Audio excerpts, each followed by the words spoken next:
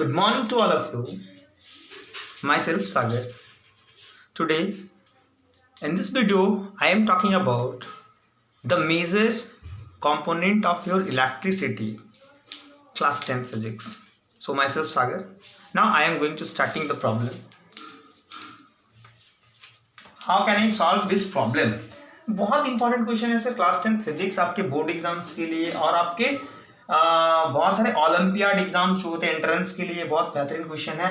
और याद रखिए इस वीडियो के लास्ट तक बने रहिएगा। लास्ट में मैं एक बहुत बेहतरीन टॉपिक के बारे में बहुत बेहतरीन एक कंसेप्ट लाया हूँ, थोड़ा ध्यान से देखिएगा। क्या बोल रहा है ये क्वेश्चन, देखो a charge of 200 coulomb flows through the filament of electric bulb of resistance 20 ohm for 25 second. Calculate the potential difference across the bulb. क्या कह रहा है सर, क्या कह रहा है, ध्यान से देखो। बोल रहा है क्या, एक बल्ब है, एक बल्ब है, ठीक है। एक मैंने अपन को एक सिस्टम में क्या दे रखा है सर, बल्ब, एक बल्ब है, ठीक है। ये क्या है, इलेक्ट्रिक बल्ब है, इलेक्ट्रिक बल्ब फिलामेंट, ये अंदर इसका फिलामेंट है, ठीक है। इस इलेक्ट्रिक बल्ब से क्या बोल रहा है, 200 कूलम चार्ज फ्लो कर रहा है। कहने का मतलब क्या बोल रहा है सर, चार्ज कितना है, 200 कूलम चार्ज फ्लो कर रहा है इस बल्ब से, ठीक है। रेजिस्टेंस कितना है इस बल्ब का, दे रखा है मेरे को 20 ओम। और कितने सेकंड में, टाइम 25 सेकंड में मेरा क्या हो रहा है सर, इतना कूलम चार्ज जो है इस बल्ब के थ्रू, इस बल्ब के थ्रू क्या हो रहा है सर, चार्ज फ्लो कर रहा। ओके, इज इट क्लियर ना। तो बोल रहा है क्या, इस बल्ब के अक्रॉस में, इस बल्ब के अक्रॉस में पोटेंशियल डिफरेंस क्या होगा, है ना। तो क्या सर हम लोग जानते हैं ना, क्या हम लोग जानते हैं ना, since we know that what current is equals to q upon t, charge पर यूनिट टाइम, है ना। The rate of flow of charge is known as current, यही तो करंट का डेफिनेशन जानते हैं ना। तो यहां से करंट मेरे को मिल जाएगा, चार्ज 200 कूलम, टाइम कितना 25 सेकेंड, कितना 1 times 8 times 8 ampere is your current. Current का वैल्यू कितना हो गया 8, मतलब 8 एम्पियर करंट इसके थ्रू फ्लो करेगा सर। जब करंट मेरे को मिल गया, रेजिस्टेंस मेरे को पता है, तो क्या सर आप पोटेंशियल डिफरेंस नहीं पता कर सकते हो, ऑब्वियसली यार। सो हम लोग पोटेंशियल डिफरेंस क्या करें, Ohm's law, V is equals to I R, V is equals to I R. V is your potential difference across this bulb, I current is your 8 ampere and resistance what, that is 20 ohm. It will give you 160 volt, 160 volt. That is the potential difference across this electric bulb. That is your complete solution of this question. क्या आपको बातें पकड़ में आ रही है? ये बहुत easy question था। अब मैं एक बेहतरीन कंसेप्ट लाने वाला हूं, तो नोट डाउन करते रहो। कितना बेहतरीन, मजा आया ना। क्या बोल रहा है, एक इलेक्ट्रिक बल्ब है जिसके थ्रू 25 सेकेंड के समय में 200 कूलम चार्ज फ्लो कर रहा है, और इस इलेक्ट्रिक बल्ब का रेजिस्टेंस दे रखा है 20 ओम। तो बोल रहा है क्या, इस इलेक्ट्रिक बल्ब के अक्रॉस में वोल्टेज क्या होगा, पोटेंशियल डिफरेंस क्या होगा। तो मैंने इस डेटा से हम लोग I equals to Q by T से करंट फाइंड आउट कर लिया, और फिर क्या कर दिया मैंने, ओम्स लॉ लगा के V इक्वल्स टू IR से मैंने इक्वेट कर दिया। आपके सामने आ गया पोटेंशियल डिफरेंस कितना हो जाएगा सर, 160 वोल्ट। अब नेक्स्ट वन क्वेश्चन पे चलते सर, थोड़ा ध्यान से देखिएगा ना, मैं सिखा दूंगा। नाउ नेक्स्ट वन क्वेश्चन क्या बोल रहा है सर, थोड़ा ध्यान से। बहुत बेहतरीन कंसेप्ट है, बहुत बेहतरीन कंसेप्ट है। ये सब क्वेश्चंस के पीछे का जो है ना ग्राफिकल एनालिसिस आपको क्राफ्ट करना होगा सर, तो थोड़ा ध्यान से देखिएगा ना। क्या बोल रहा है next one question, the VI graph for series and parallel combination of two metallic resistors is shown in figure. क्या बोल रहा है, ये फिगर में आपका VI कर्व दे रखा है, किसका, सीरीज और पैरेलल कॉम्बिनेशंस का, इसका दो मेटालिक रेजिस्टर का। तो which graph represents the parallel combinations, तो बोला कौन सा ग्राफ जो है ना सर, ये A या B, कौन सा इन दोनों में से कौन सा ग्राफ जो है रिप्रेजेंट कर रहा है पैरेलल कॉम्बिनेशंस को, जस्टिफाई योर आंसर। यही बोल रहे ना सर, याद रखना, थोड़ा बात मेरे ध्यान से सुनोगे ना यार, मैं सिखा दूंगा। कितना बेहतरीन कंसेप्ट है इसके पीछे यार, सुन लो। आधा से ज्यादा लड़का इसमें फंसेगा, मेरा गारंटी है। देखो VI कर ओम्स लॉ पढ़े हो ना, ओम्स लॉ क्या होता है, कोई भी कंडक्टर के अक्रॉस में, कोई भी कंडक्टर के दो टर्मिनल के बीच जो पोटेंशियल डिफरेंस होता है वही डायरेक्टली प्रोपोर्शनल होता है current flowing through that conductor. यही होता है ना जी, यही होता है ना। या आप लोग बोलते हो current flowing through that conductor is directly proportional to the potential difference across two terminals of that conductor. यही पढ़े हो ना। देन ये इसी टर्म को हम लोग ऐसे भी लिख सकते हैं, बुक मैथ्स चांद में देखना ऐसे ही किया हुआ है। देन प्रोपोर्शनलिटी हटाओ, यहाँ पर एक कांस्टेंट आता है R, that is your resistance part. यही ना दोस्त, यही है ना रेजिस्टेंस, ठीक है। तो अगर मेरे को रेजिस्टेंस चाहिए दोस्त, रेजिस्टेंस अगर चाहिए भाई तो क्या हो जाएगा, आओ ना देखते ना भाई, क्या हो जाएगा, v इधर मल्टीप्लाई में i इधर आ जाएगा डिवीजन में ना, मतलब रेजिस्टेंस जो होगा वो क्या होगा, v अपॉन आई। देखना यहाँ पर किसका कर्व है यार, v और i का है ना, v और i का है ना, तो v बटे i क्या देगा, रेजिस्टेंस देगा। v बटे i क्या देगा दोस्त, रेजिस्टेंस देगा। रेजिस्टेंस हम लोग क्या जानते हैं, स्लोप जो होता है, स्लोप का मतलब क्या होता है पता है, tan थीटा, मतलब y अपॉन x है ना, y अपॉन x। तो y में कौन है यार, देखना वोल्टेज है, वोल्टेज मतलब v, x में कौन है दोस्त, i है, v अपॉन i। तो v अपॉन i क्या होगा, स्लोप होगा, और यही v अपॉन i होता है क्या सर, रेजिस्टेंस होता है। मतलब इस ग्राफ का जो स्लोप होगा वही तो रेजिस्टेंस होगा।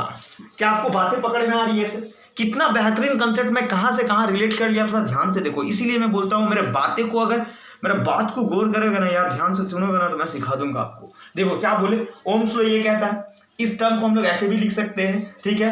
तो रेजिस्टेंस अगर आपको चाहिए, रेजिस्टेंस क्योंकि रजिस्टर का ही दिया हुआ ना ग्राफ जी, तो रजिस्टर से ही तो हमको कंपेयर करना पड़ेगा ना, ठीक है। तो register is equal to resistance equal to v upon I. तो याद रखना कोई भी ग्राफ का अगर स्लोप बोला ना सर, स्लोप मतलब होता है tan theta, tangent y upon x, तो y coordinate that is your potential difference coordinate है y, और x रिप्रेजेंट कर रहा है करंट का, तो that is y upon x मतलब v बाई आई, और v बाई आई जो होता है वो क्या होता है सर, रेजिस्टेंस। और ये रेजिस्टेंस किसको रिप्रेजेंट कर रहा है, यहां पर जो tan थीटा रिप्रेजेंट कर रहा है v बाई आई को, और ये tan थीटा होता है क्या, स्लोप, और ये v बाई आई को हम लोग रिप्लेस किया r से, मतलब यहां जो स्लोप होगा, यहां जो होगा रेजिस्टर वही होगा इसका स्लोप। तो याद रखो इन दोनों में से, अच्छा इन दोनों कर्व में से a और b किसका स्लोप ज्यादा है यार, b का स्लोप ज्यादा है यार, b का a के कंपेयर में, ये है ना स्लोप, यही तो थीटा। देखो थीटा कौन किस में ज्यादा है, थीटा जो है ना सर, थीटा b का a के कंपेयर में ज्यादा है। थीटा कहने का मतलब एंगल, इसी को तो स्लोप कहेंगे यार, ठीक है ना, आ रही है बातें समझ में। तो यहां से क्या पता चल रहा है, थोड़ा कंसेप्ट थोड़ा ध्यान से पकड़ना ना, उसके बाद खुद ब खुद लैंग्वेज में लिख दीजिएगा आप लोग। तो याद रखना, अच्छा सीरीज कॉम्बिनेशन, देखो सीरीज कॉम्बिनेशन रजिस्टर का क्या होता है, आर इक्विवेलेंट। थोड़ा ध्यान से देखो ना सर, मैं सिखा दे रहा हूं आपको, कभी भूलोगे नहीं, थोड़ा ध्यान से देख लो। और पैरेलल कॉम्बिनेशन क्या होता है सर, पैरेलल कॉम्बिनेशन अपन को क्या होता है, 1 upon R equivalent will be equals to 1 upon r1 plus 1 upon r2, यही होता है क्या है ना, सही है ना। तो देखो आर इक्विवेलेंट किसके केस में ज्यादा होता है, सीरीज के केस में ज्यादा होता है सर। कैसे, एक एग्जांपल लेते हैं, देखो ना, मैं इस क्वेश्चन को आपको मैं एकदम सिखा दूंगा, गारंटी बोल रहा। चलो सपोज एक एग्जांपल ले रहा हूं, ठीक है, एक एग्जांपल ले रहा हूं यहाँ पर, एक एग्जांपल। सपोज r1 मेरा है 2 एम्पियर और मेरा R2 है मेरा 4 एम्पियर, ठीक है। तो सीरीज कॉम्बिनेशन का आर इक्विवेलेंट कितना हो जाएगा दोस्त, 2 + 4 6 ओम होगा, ये सीरीज के केस में। अरे ही पैरेलल के केस में क्या हो जाएगा दोस्त, बोलना, 2 × 4 2 + 4 8/6, 8/6 कितना हो जाएगा, ये आपका 2 4 8 2 3 6 कितना हो जाएगा, 1.33 कुछ। देखो 6 बड़ा है या 1.33, 6 ना। तो रेजिस्टेंस जो है आपका सीरीज के केस में आर इक्विवेलेंट ज्यादा होता है कि पैरेलल में, आर इक्विवेलेंट ज्यादा होता है किसके, सीरीज के केस में। लेकिन यहां पर बोल रहा, जस्टिफाई करने बोल रहा, पैरेलल कॉम्बिनेशन कौन है इसमें, तो जिसका स्लोप कम होगा, कहने का मतलब जिसका रेजिस्टेंस कम होगा वही तो होगा। तो रेजिस्टेंस कम कहने का मतलब जिसका इसमें स्लोप कम होगा वही तो पैरेलल कॉम्बिनेशन रिप्रेजेंट करेगा सर। क्या आपको बातें पकड़ में आ रही है बातें समझ में ना सर, ध्यान से देखो, ध्यान से। मैं एग्जांपल लिया एक कि R1 2 रजिस्टर है, सपोज एक सिस्टम में बोला ना 2 मेटल रजिस्टर, एक को मैंने मान लिया 2 ओम है, दूसरा क्या 4 ओम, ठीक है। तो आर इक्विवेलेंट सीरीज केस में क्या होगा, सीरीज के केस में 2 + 4 दैट इज 6, और पैरेलल के केस में क्या हो जाएगा, आपका हो जाएगा 1 अपॉन r, इसको करोगे सिंपलीफाई, ये आएगा 2 × 4 अपॉन 2 + 4 8/6, 2 4 8 2 3 6, 3 से कट करेगा 1.33। तो पैरेलल के केस में रेजिस्टेंस आर इक्विवेलेंट क्या आ रहा है सर, 1.33, और सीरीज के केस में 6 ओम आ रहा है। तो सीरीज के केस में जो है आर इक्विवेलेंट, सीरीज के केस में क्या है, यहां से क्या पता चल रहा है, यहां ऊपर देखते हैं ना, आर इक्विवेलेंट जो है सर सीरीज के केस में ये बड़ा आ रहा, R equivalent as compare to parallel का आर इक्विवेलेंट और सीरीज का आर इक्विवेलेंट को कंपेयर करेंगे तो किसका वैल्यू ज्यादा आ रहा है, सीरीज के केस में ना। तो मतलब रेजिस्टेंस ज्यादा आ रहा है, मतलब क्या, इसका स्लोप भी ज्यादा होना चाहिए, तो याद रखना सीरीज के केस में आर इक्विवेलेंट ज्यादा आता है तो उसका स्लोप, अगर कोई भी मेटालिक कर्व का स्लोप अगर ज्यादा है तो वो सीरीज को रिप्रेजेंट करेगा, और स्लोप अगर लेस है, छोटा है, तो वो पैरेलल को रिप्रेजेंट करेगा। तो यहां बोल रहा justify your answer, parallel combination कौन सा कर्व रिप्रेजेंट करेगा? जिसका स्लोप छोटा होगा वही होगा, क्योंकि स्लोप जो है वो इस कर्व का स्लोप किसको रिप्रेजेंट कर रहा है? रेजिस्टेंस को। तो रेजिस्टेंस से हम लोग पता लेंगे। तो रेजिस्टेंस किस केस में कम होता है सर? पैरेलल कॉम्बिनेशन में। तो इस जगह देख लो, रेजिस्टर किसका कम, मतलब स्लोप जिसका कम होगा वही होगा। तो स्लोप किसका कम है? ए का, मतलब ए जो होगा ना, ए कर्व जो होगा सर वही होगा आपका पैरेलल कॉम्बिनेशन को रिप्रेजेंट करेगा।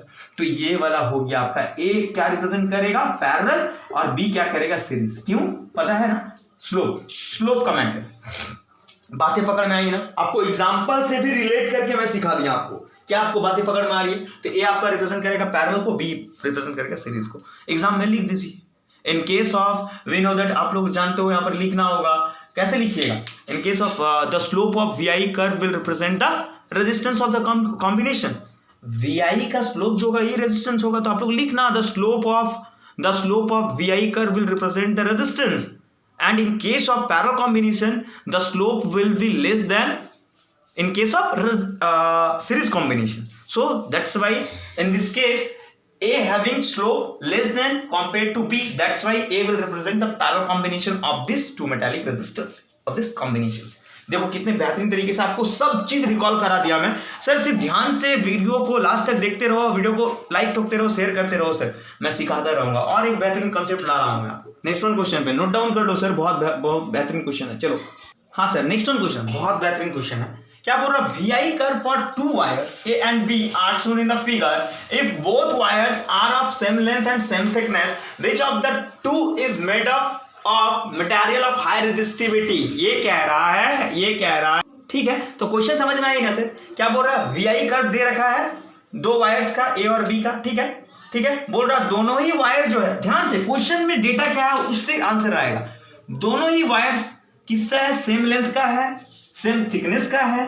तो बोल रहा है कि कौन सा वायर जो है ना सर, कौन सा वायर का रेजिस्टिविटी ज्यादा होगा इन दोनों में से, ठीक है ना। वी आई कर्व दिया हुआ, फिर से स्लोप का बात करेंगे। स्लोप जो होता है, अच्छा वी आई कर्व का स्लोप क्या देगा सर? रेजिस्टेंस देगा ना, मैं बताया थोड़ा देर पहले ना। क्या बोले सर? वी आई स्लोप क्या होता है दोस्त? फिर से स्लोप होता है क्या है?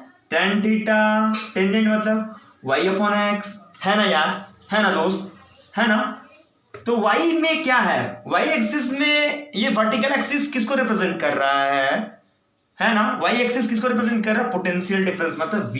x एक्सिस किसको रिप्रेजेंट कर रहा है? i। v by I Ohm's law से क्या पढ़े सर? r, रेजिस्टेंस ना। तो स्लोप मतलब क्या? vi कर्व का अगर स्लोप बोलोगे मतलब इनडायरेक्टली वो क्या बोलना चाह रहा? रेजिस्टेंस को इंडिकेट कर रहा है सर, रेजिस्टेंस को इंडिकेट कर रहा। ओके, इज इट क्लियर ना? तो बोल रहा है क्या? दिमाग ध्यान से क्या बोल रहा है? दो वायर आपके सिस्टम में, दो वायर है सर, थोड़ा ध्यान से देखना। दो वायर है सर आपके सिस्टम में दो वायर है। आप दो वायर है सर, दोनों का लेंथ सेम है, एल लेट कर दिया, दोनों का थिकनेस भी सेम है, टी, ठीक है। लेकिन हाँ, उसके बाद क्या बोल रहा है? तो दोनों में से रेजिस्टिविटी किसका होगा? तो मटेरियल अलग होगा, कहने का मतलब मटेरियल, तो रेजिस्टिविटी भी अलग होगा। तो हम लोग जानते हैं सर, इस वायर को W1 कह देते हैं, वायर 1 इसको W2 कह देते हैं। तो वायर 1 का अगर रेजिस्टेंस लिखेंगे R1 तो क्या होता है? ρ1 into L upon area.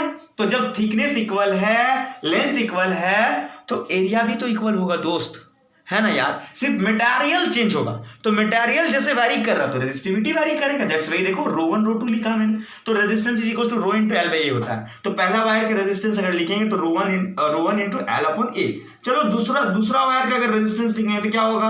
ρ2 into L upon ए, ठीक है ना। तो हम लोग को रेजिस्टिविटी चाहिए ना सर। चलो दोनों यहाँ इधर क्या करेंगे? दोनों रेजिस्टेंस को आप डिवाइड कर दो ना, आपको रिलेशन पता चल जाएगा, ठीक है ना। ये दोनों कैंसिल, आ रही है बातें समझ में? तो आपको क्या यहाँ से रिलेशन पता चल रहा? R1 अपॉन R2 अपन को क्या देगा? ρ1 अपॉन ρ2। मतलब यहाँ से क्या बता रहा है? यहाँ से ये बता रहा है कि रेजिस्टेंस जो होगा वो रेजिस्टिविटी से डायरेक्टली प्रोपोर्शनल होगा, है ना यार, नहीं आ रहा समझ में? यहां से समझ में आ रहा है, रिलेशन समझ में आ रहा है। रेजिस्टेंस जो होगा वो डायरेक्टली प्रोपोर्शनल हो रहा है, R1 ρ1 तो डायरेक्टली डिपेंडेंट रेजिस्टिविटी। तो मतलब जिसका रेजिस्टेंस ज्यादा उसका रेजिस्टिविटी भी ज्यादा उस मटेरियल का। क्या तो यहां से कैसे पता चलेगा कि तो पहले पता लगाते रेजिस्टेंस किसका ज्यादा है इस ग्राफ से। जिसका रेजिस्टेंस ज्यादा होगा मार देना उसी को, हाई रेजिस्टिविटी उसी का होगा। तो रेजिस्टेंस किसका ज्यादा, स्लोप देखेंगे सर, ए का स्लोप ज्यादा है, ए का स्लोप ज्यादा है बी के कंपेयर में, है ना यार। Theta of A will be greater than theta of B. तो मतलब ये थीटा रिप्रेजेंट क्या कर रहा है यार, लो ना tan थीटा लिख देते ताकि आपको पूरा समझ में आ जाए, पूरा अकल में घुस जाए एकदम। आपको मैं सिखा दूंगा सर, वीडियो को लाइक करते रहो भाई, वीडियो को लाइक करते रहो। ये है क्या सर, स्लोप। तो स्लोप ए का ज्यादा है मतलब ए वायर का रेजिस्टेंस ज्यादा है, और ए वायर के रेजिस्टेंस ज्यादा है मतलब रेजिस्टिविटी भी ए वायर का ज्यादा है। क्या आपको बातें पकड़ में आई? तो रेजिस्टिविटी किसका ज्यादा हो जाएगा दोस्त, इसका ज्यादा होगा, है ना यार। क्या आपको बातें पकड़ में आई? तो रेजिस्टिविटी किसका ज्यादा होगा सर, पहला वायर ए का। क्या आपको बातें पकड़ में आई ना सर, क्या आपको बातें समझ में आ रही है ना? हाँ। तो wire A is made up of material of high resistance. तो वायर ए जो बना हुआ है ना सर, वो ऐसा मटेरियल से बना हुआ है जिसका रेजिस्टिविटी हाई है बी के कंपेयर में। ओके, इज इट क्लियर ना? तो आपको समझ में आ रही है ना सर। ये जो ग्राफ से रिलेटेड क्वेश्चन जो है ना सर, बहुत इंपॉर्टेंट क्वेश्चन है, आपके बोर्ड में लिख लो, आएगा 100%, 110%। तो वीडियो को लाइक करते रहो सर, शेयर करते रहो, और कहीं भी डाउट है ना कमेंट सेक्शन में कमेंट जरूर करना, ठीक है ना सर। और जो कोई भी चैनल पे नए हो सर, चैनल को सब्सक्राइब करते रहे and share among your friends, ठीक है। Okay, bye bye, thank you.